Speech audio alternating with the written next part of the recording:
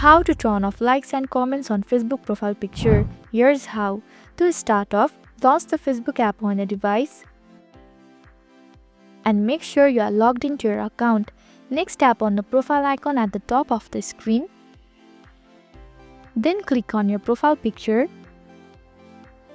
From the menu that appears, choose See Profile Picture. Furthermore, look for the three-dot icon at the top right corner of the screen and click on it. Next, select Edit Privacy. Then choose Only Me from the available option. This ensures that your profile picture will be visible only to you. Finally, hit the Save button at the bottom of the screen. Your new privacy settings will be applied, and others won't be able to like and comment on your Facebook profile. By following this step, you can now turn off likes and comments on Facebook profile picture.